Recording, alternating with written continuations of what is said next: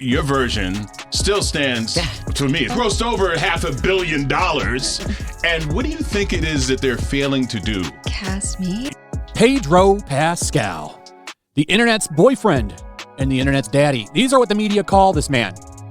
I think people are a little sick of Pedro Pascal, to be honest, and you're seeing it everywhere. Fantastic Four, bombing. This movie is not going to make its money back. You can look at the numbers. Eddington is another bomb for him. That movie had a low budget and still didn't bring its money back. You can now stream it. We've got numbers for that one. And guess what?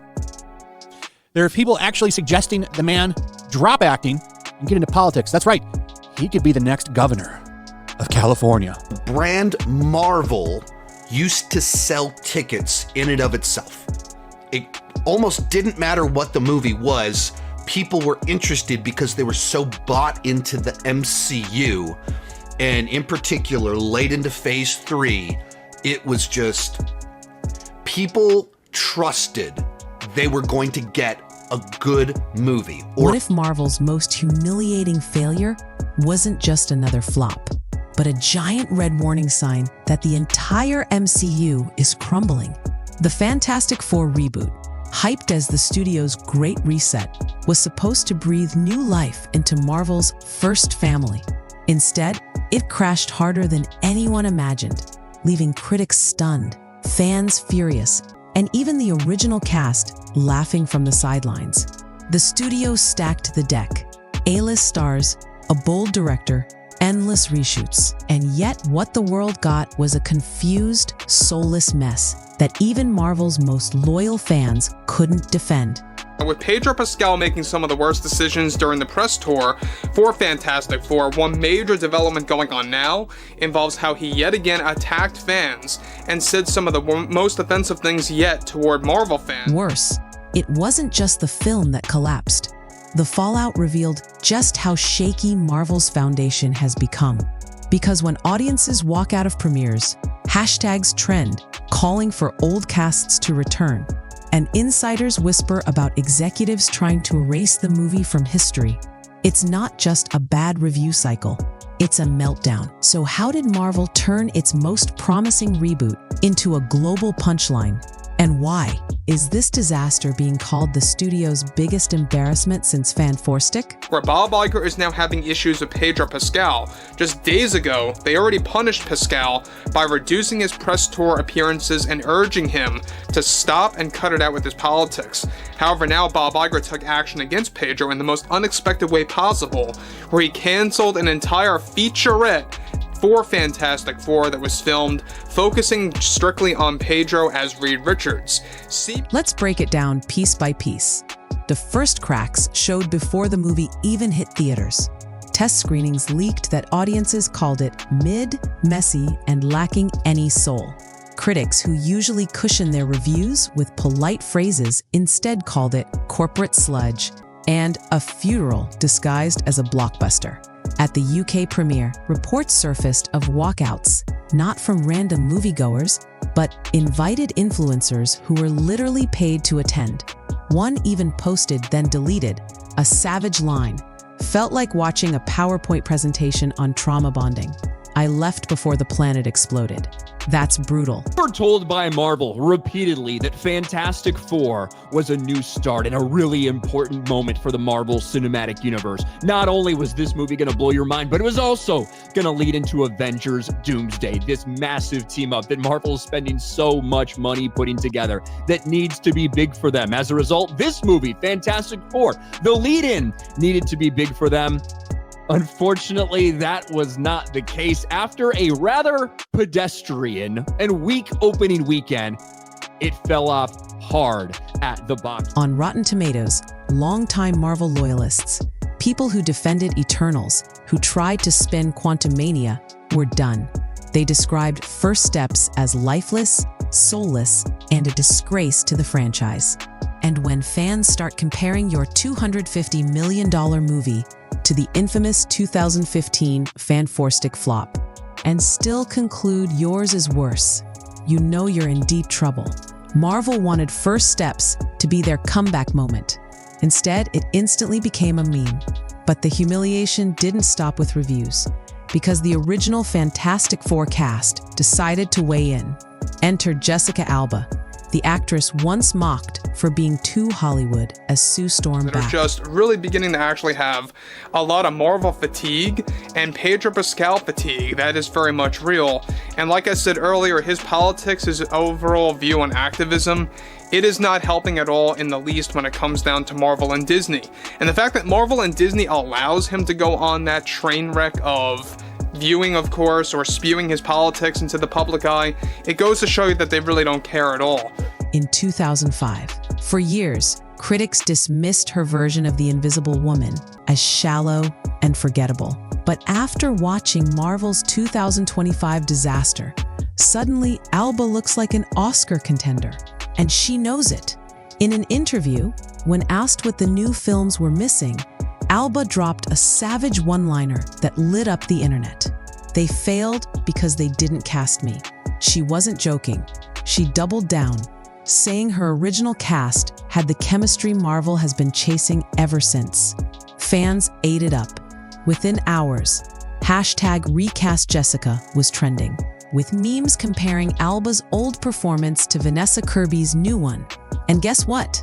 Alba came out, looking like the stronger Sue Storm. That's the irony.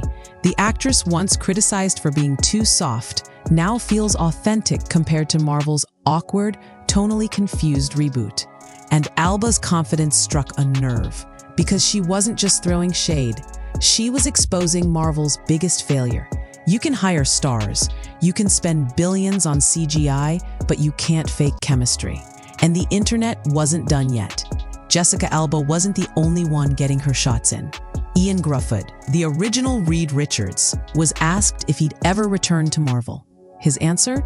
"I'd come back if it felt like a real story again." Translation: not this mess. Michael Chiklis, who played the Thing, didn't even need words. He posted a GIF of himself smashing through a wall with the caption, "Sometimes you just got to break through the noise." Fans instantly interpreted it as a jab at Marvel's CGI-heavy redesign of the Thing in First Steps, mocked online for looking like a low-res PlayStation 3 cutscene. And then there's Chris Evans, the man who played Johnny Storm before becoming Captain America. He's usually the first to cheer Marvel projects, even ones he's not in. But when First Steps premiered, Evans went radio silent. For someone who built his career with Marvel, his silence spoke louder than any tweet. Fans quickly noticed. The entire old cast, whether through sarcasm, cryptic posts, or silence, had one shared message. They weren't impressed, and the comparison became unavoidable. The 2005 cast, once ridiculed, suddenly felt more like the real Fantastic Four than Marvel's shiny, expensive reboot. And that's when attention shifted to the new cast, and one name stood out for all the wrong reasons. Pedro Pascal was supposed to be Marvel's ace card, the star of The Mandalorian, The Last of Us, Game of Thrones, Hollywood's golden boy. Casting him as Reed Richards was seen as a slam dunk. Instead, it blew up in Marvel's face. Fans called his performance lifeless, creepy, and the worst casting for Reed Richards ever. On screen, Pascal looked bored, mumbling through lines that should have carried weight. Off screen, his red carpet behavior became a controversy of its own. Videos went viral of Pascal being overly touchy with co-stars, making audiences uncomfortable. Suddenly, fans couldn't separate Pascal the actor from Reed Richards the character. Instead of seeing Marvel's smartest man, they saw Pedro awkwardly stumbling through dialogue. And the director didn't help. Matt Shakman admitted he didn't even screen test the leads together. That decision backfired spectacularly. The supposed heart of the movie, Reed Richards and Sue Storm's relationship, played like two co-workers pretending to be married in a corporate training video. Flat, awkward, and completely chemistry-free. Pascal was meant to carry the franchise into its next phase. Instead, he became a liability. And as bad as the acting was, the script itself was even worse. Fans went into First Steps hoping for cosmic wonder, What they got instead was a plot so bizarre, it became comedy. The main storyline revolved around Galactus threatening to devour Earth unless Sue Storm handed over her unborn child. Yes, Marvel actually made the fate of the planet hinge on a cosmic cannibal demanding a fetus. Critics didn't know whether to laugh or cry. One review compared it to a Lifetime movie with Avengers costumes. And that wasn't even the end of the nonsense. Silver Surfer, reimagined as a female character, appeared briefly, turned heel, turned good again, and then died, all in the span of a few rushed scenes. No buildup, no payoff, just chaos. Add in Doctor Doom awkwardly shoved into a post-credit cameo, and the whole thing felt like a Frankenstein script. Multiple test audiences confirmed it. This wasn't one vision. It was 3 different cuts, stitched together by executives. Even moments meant to be emotional, like Reed Richards breaking down, came off laughable. One critic said it looked like Pascal was thinking about his Postmates order while Kirby tried to cry on cue. Instead of a triumphant reboot, Marvel delivered a plot so unhinged, it alienated even die-hard fans. But the disaster wasn't just on screen. Behind the scenes, Marvel was falling apart. For years, Kevin Feige was hailed as the mastermind of the MCU. Now, he's being blamed for running it into the ground. Industry insiders revealed Marvel executives' new first steps was in trouble long before release. That's why the film went through endless reshoots, last-minute edits, and multiple endings. One version reportedly killed the entire team in a multiverse collapse. Another had Sue giving birth to Franklin Richards, glowing like a cosmic messiah. Test audiences hated both. Marvel panicked, cobbled together a third cut, and released it anyway. The result? A Frankenstein movie that felt stitched together by terrified executives. And it didn't just bomb, it humiliated Marvel. Reports surfaced of Disney CEO Bob Iger calling private meetings demanding a back-to-basics approach for Phase 6. Pedro Pascal, once Marvel's prestige star, is now viewed as a liability, with rumors swirling he may not return. Vanessa Kirby, despite being one of the stronger performers, may also be done because her arc was butchered in editing. The studio is even floating the idea of a soft reboot, pretending first steps never happened, writing it off as a multiverse anomaly. Imagine that. Marvel's big reset being erased within months of release. That's not just a flop, that's desperation. If Marvel thought fans would forget, they were wrong. Social media exploded with memes, roasts, and open revolt. Reddit threads with tens of thousands of upvotes called the movie corporate fanfiction, and a highlight reel edited by someone who's never finished a sentence. On TikTok, fans mocked Galactus's ASMR voice and the absurd baby bargain plot. Hashtags like #RestoreThe2005 cast gained traction, with many fans now begging for Jessica Alba, Ian Grufford, and Michael Chiklis to return in some kind of multiverse redemption. The irony? The cast once ridiculed is now celebrated, while Marvel's $250 million reboot is seen as an insult to both the characters and the fans. YouTube reviewers tore it apart, calling it soulless and proof Marvel has lost its way.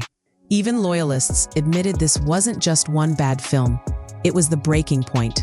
A moment audiences stopped trusting Marvel to deliver even the basics of superhero storytelling. Because when the biggest takeaway from your blockbuster is memes about Jessica Alba, you've officially lost the culture. Fantastic Four: First Steps wasn't just another misfire. It was a symptom of Marvel's creative collapse. A film that had all the ingredients to succeed: beloved characters, cosmic stakes, a blank slate, and still failed because the studio has lost its soul. Instead of wonder, we got a plot about a magic womb. Instead of chemistry, we got Pedro Pascal looking half asleep. Instead of legacy, we got corporate fanfiction. Fans aren't just disappointed anymore. They're done. And until Marvel remembers that superheroes aren't just products, they're stories that need heart. No reboot, no casting stunt, no multiverse trick will save them. In the end, the old Fantastic Four cast might have said it best without even trying. What Marvel needs isn't more CGI or reboots. What it needs is soul. And until it finds that again, every reboot will burn just like this one.